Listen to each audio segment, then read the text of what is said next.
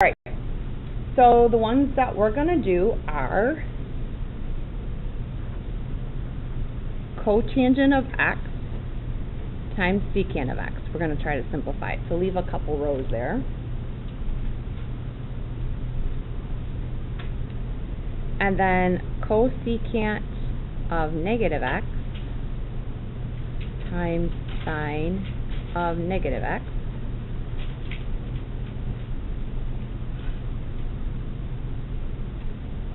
And then the third one,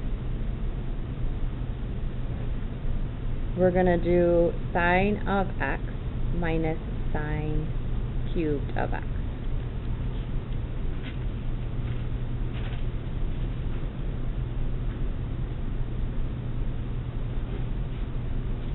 So the first one involves the reciprocal and quotient on the top. So take a look at that top box. When you're given functions other than sine and cosine, my first step would be to rewrite them as sines and cosines. So let's rewrite cotangent and secant using sine and cosine. How could I rewrite cotangent? Good. This is where I was saying, I know on your property sheet it says cotangent is 1 over tangent, but that's not going to help me simplify things because secant isn't related to tangent at all. What's secant the same as? 1 over cosine. Okay. Don't forget to put those x's in there. I sometimes drop the theta because x is a little quicker to write. X or theta, it's the same, it's a variable. So what can I simplify now? Because now this looks less simplified.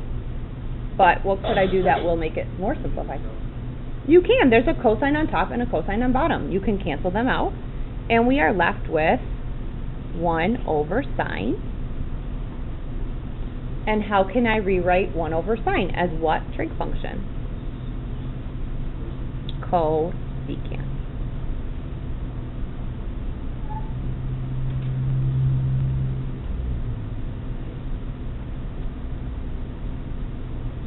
Okay, just glancing at B, what could we maybe do, what might be useful for us on the trig properties? Which section do you think?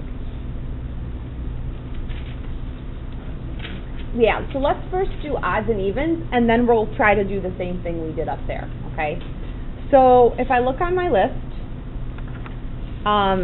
I can rewrite cosecant of negative x as negative cosecant of x, and then I can write sine of x as negative sine of x. So I'm going to do that first.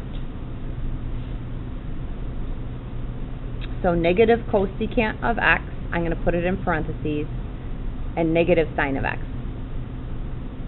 Because then, pretty clearly, I have a negative times negative, which is going to be positive.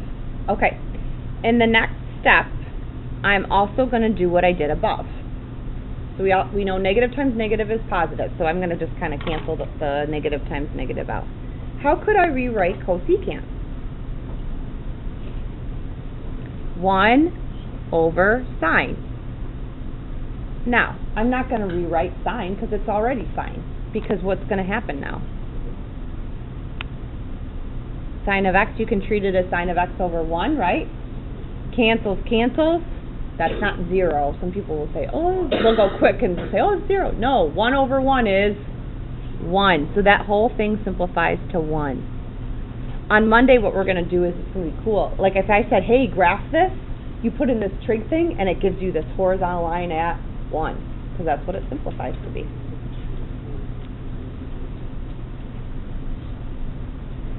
Okay, last one. So the last one involves because it's sine already. Well, shoot, so I can't rewrite it. And there's no negative x's. Any ideas?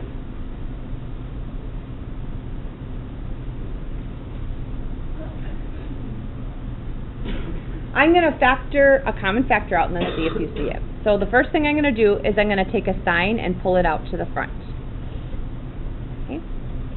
So let's divide both of these things by sine. What's sine of x divided by sine? No, 1. Okay. You can't take the sine x is one thing. You can't take a sine and then an x. It's not sine times x. It's the sine of x. So it's like this. All right. What's sine cubed? Sine cubed means sine times sine times sine divided by 1 sine. What's left? Sine squared x. Man, that looks kind of familiar.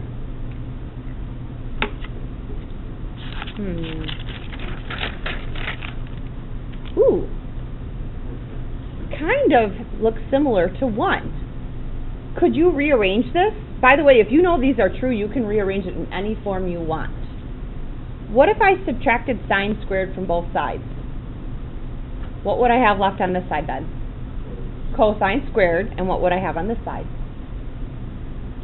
1 minus sine squared. Isn't that what I just saw? So here's what we're going to do. I'll show you. If we know that this is true, we know that cosine squared is equal to 1 minus sine squared.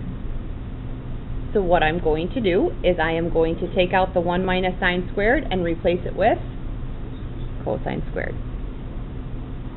to make it a little more simplified.